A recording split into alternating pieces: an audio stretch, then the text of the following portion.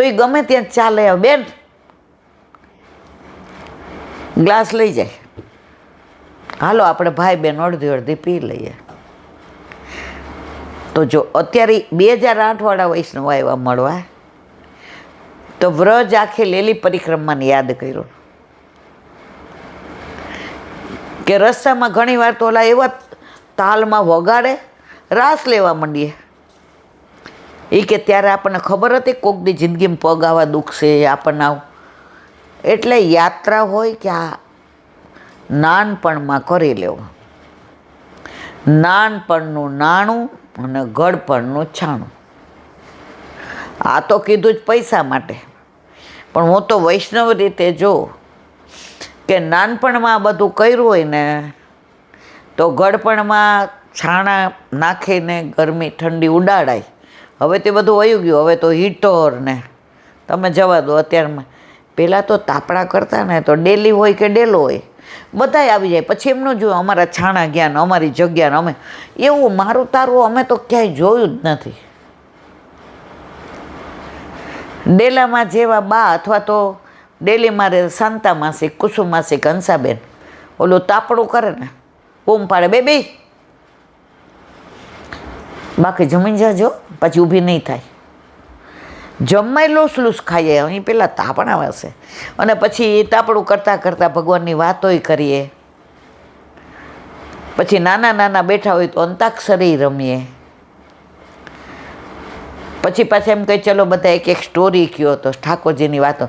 બધા વૈષ્ણવો જ હોય તો બધા શીખા ત્યાંથી. આ કાલે આરાધ્યાએ સરસ સ્ટોરી કરી, બરાબર, વાર્તા સુંદર. તો એ ઘરમાં સાંજે બધા સાથે બેસીએ છીએ. આકાશેન ધંધાનું કે આવું થયું, તૃપ્તિ એની કાંઈ વાત કરે, સગુન સ્કૂલની કરે, આપણે સત્સંગમાં ગયા હોય એની કરીએ. તો છોકરાઓ સાંભળે અને આવીને ઓચિંતાનો બેસી ગયો, આજે ફાધર્સ ડે, ચલો હું કરું. તો આજે આ વૈષ્ણવ આવ્યા 2008માં સાથે ગયા હતા અને જે આનંદ કર્યો હતો એ આજે વાગોયડો. વ્રજ વાલું રે વૈકુંઠ નહીં આવો.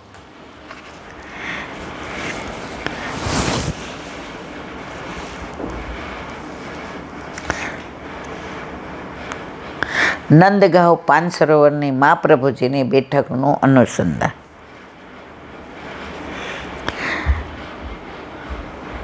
એની કાલે વાત પૂરી કરી હતી. હવે નંદગાંવ શ્રી નંદરાયજીની આ રાજધાની છે.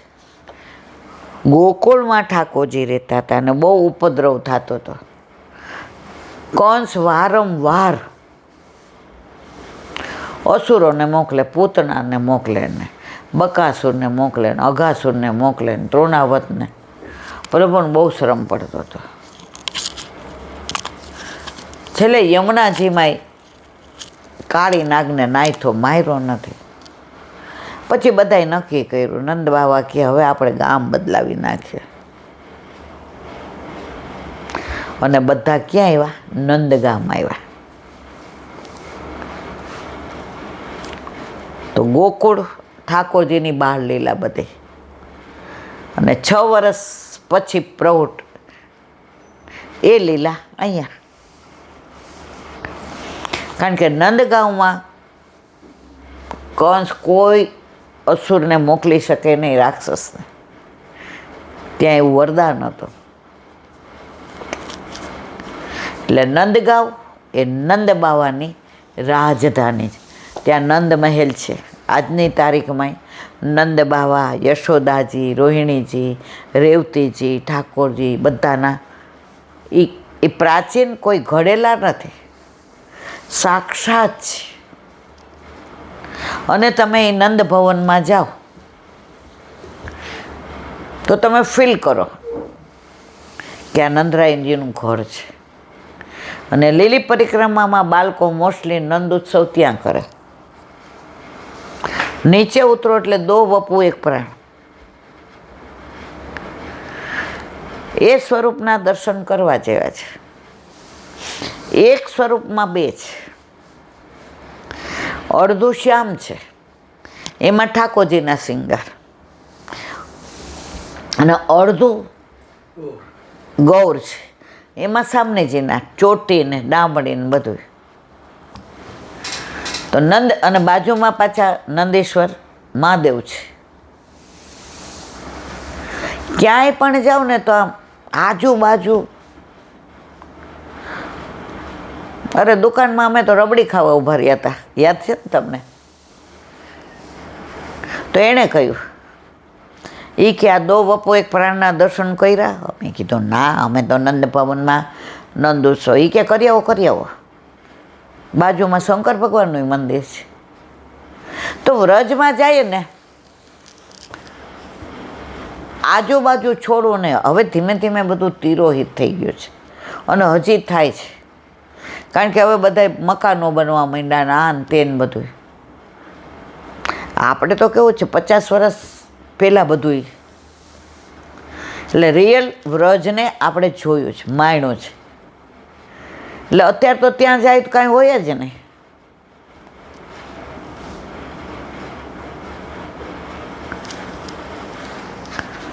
તો નંદગામ એ નંદરાયજીની રાજધાની છે. શ્રી કૃષ્ણની બાળલીલાનું ધામ છે. ઠાકોરજીએ બાળલીલા એટલી બધી કરી છે કે પ્રભુ પોતાનું પ્રભુત્વ ભૂલી ગયા છે કે હું ભગવાન છું. એને ગોકુળ છોડીને જવું નહોતું, પણ જેને કાર્ય કરવાનું હતું એ તો કરવું જ પડે. આપણે રાજકોટથી અમદાવાદ આવ્યા 3-4 વર્ષ રોયા હતા બે. અહીંયા નો રેવાય, પણ હવે અહીંથી ક્યાંય જવું ગમે છે. તો નંદરાયજી પોતાના પ્યારા પુત્રની રક્ષા માટે બલરામજીને તથા સ્વજનોને સાથે લઈને પર્વત પર વસેલા. પર્વત છે નંદેશ્વર.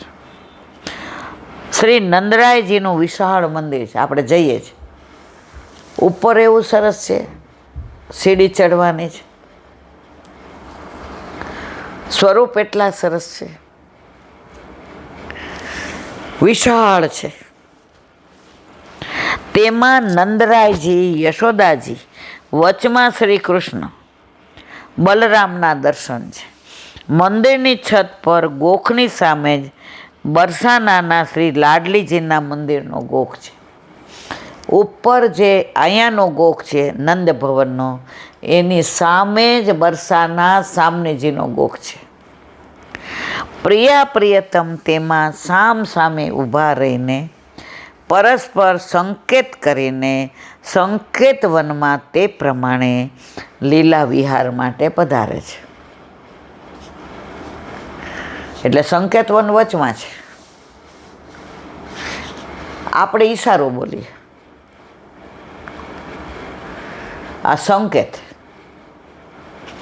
પ્રભુ પૂછે ક્યારે પધારશે,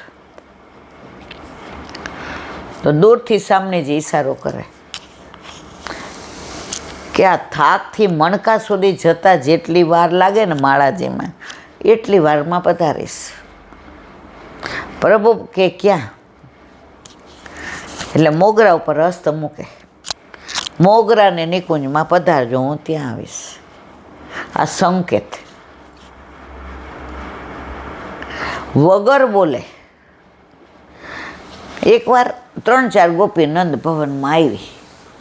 હવે ઠાકોરજીને અરોગવાનો સમય થયો હતો, તો સીધું એમ કહેવાય એમ ઠાકોરજીને મળવા આવ્યા છે. તમારે આપણે કોલેજમાં હોય ને મારે સીધું આવીને એમ કહે, અરે આંટી રીખું ક્યાં? અહીંયા આવી હતી ને ટ્યુશન કરું છું ને અહીંયા નીકળી હતી ને એટલે જય શ્રી કૃષ્ણ કરવા આવી. પણ મૂળ ઈરાદો શું જ તમને મળવાનો. એટલે ગોપીઓ આવીને કે માં કાંઈ કામકાજ હોય તો કહેજો, અહીંયા અમારે વહેલું પતી ગયું છે. યમુનાજી લાવું જ જળ? તો કે ના, ભરાઈ ગયું. માં ખીરકમાં કાંઈ કામ છે? કે ના. હવે કેવી રીતે રોકાવું ઠાકોરજીને દર્શન કરવા? તો નંદ ભવનમાં ચિત્ર દોરેલા હતા, ગાયોના, ગોવાળના, ગોચારણના. એટલે કે હા માં બહુ સુંદર હો માં, આહા હમણાં બોલશે એવા. માં કે આ જો તું તારે. હવે રોહિણીજીએ જોયું એ કે આ પ્રભુને જમવાનો અરોગવાનો સમય છે અને આ જાશે નહીં. એટલે રોહિણીજીએ વિચાર કર્યો, હવે ભોજન સાજવાની તૈયારી કરું અને ટેરો પાડી દો એટલે આ ફોડી જશે.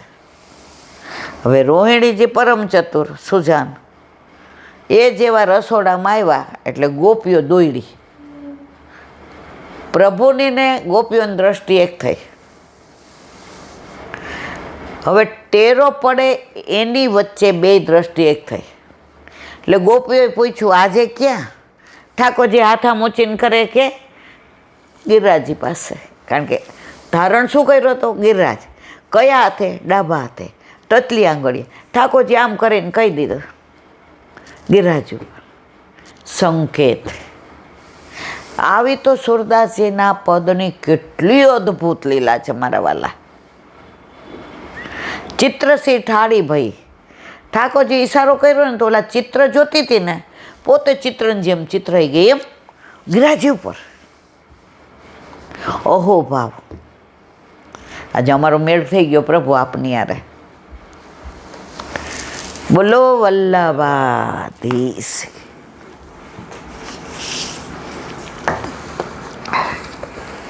મધુરાષ્ટક વદનમ મધુરો એનું અનુસંધાન. 84,252 વૈષ્ણવનું ભાવ રહસ્ય. 252 વાર્તામાં 86મી વાર્તા એક વૈષ્ણવ ક્ષત્રિય ચંદનલાલ તેને શ્રીનાથજીના વદન કમળની ઝાંખી થઈ તે જોઈએ.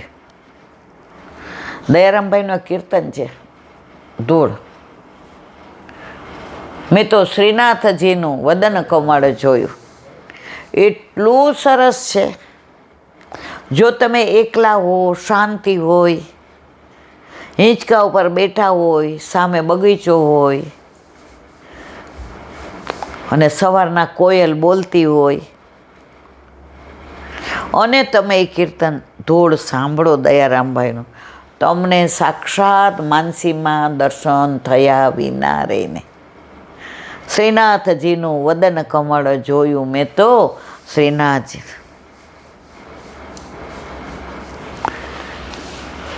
આ વૈષ્ણવ રાજસ ભક્ત છે. લીલામાં તેનું નામ ભ્રમિતા છે. ભ્રમિતા એટલે ભ્રમ કરવો, વેમ, શંકા. આ વૈષ્ણવે એક વખત વૈષ્ણવ પાસેથી સાંભળ્યું કે શ્રી ગુસાઈજી પ્રભુચરણ સાક્ષાત શ્રીનાથજી છે. પણ વૈષ્ણવના વાત ઉપર વિશ્વાસ ભરોસો થતો નહીં. એ કે આવું કંઈ હોય? ગુસાઈજી થોડા શ્રીનાથજી છે, સાક્ષાત પૂર્ણ પુરુષોત્તમ. વિઠ્ઠલનાથજીએ શ્રીજી બાબાએ વચન માગ્યું, વચન છે શ્રીનાથે માગ્યું, હું નંદન તમે તાત. એનું પ્રમાણ છે. પણ આ વૈષ્ણવને ભરોસો ન આવ્યો. ભરોસો ન આવે ને એને લીલા દેખાડે. પણ વૈષ્ણવના આ વાત ઉપર વિશ્વાસ ભરોસો ન આવ્યો.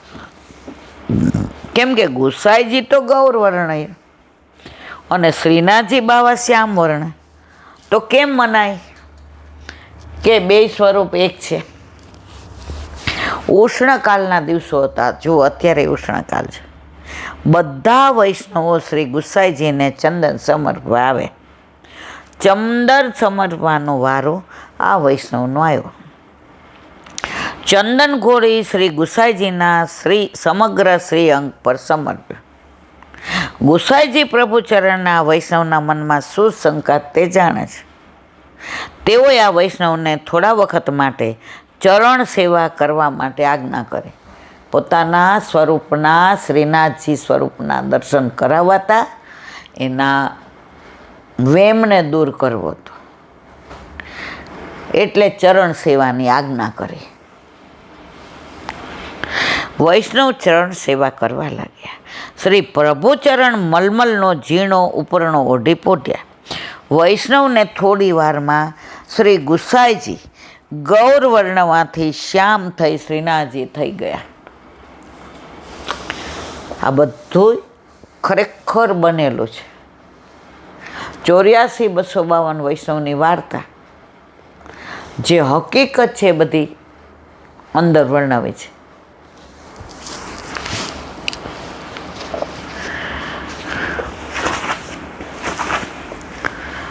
વૈષ્ણવને થોડી વારમાં તેણે આંખ ચોડી કે હા શ્રીજી બાબા છે. વારંવાર જુએ તો શ્રીનાથજીના દર્શન થાય. શ્રી ગુસાઈજી જાગીને પૂછે છે, હવે તારો ભ્રમ દૂર થયો? ત્યારે ભ્રમિતારૂપી વૈષ્ણવે કહ્યું, રાજ, આપશ્રીની કૃપાથી મારો ભ્રમ દૂર થયો. શ્રીનાથજીના દર્શન કરવા હોય, શંકાનું સમાધાન કરવું હોય તો ભ્રમિતા બનવું પડે અને ચંદન ઘોડી શ્રીનાથજીને ધરાવવું પડે. અત્યારે આપણે બધા ચંદન ધરાવીએ છીએ, પણ આપણે ભ્રમિતા નથી. દયારામભાઈના ચંદ્રાવલા.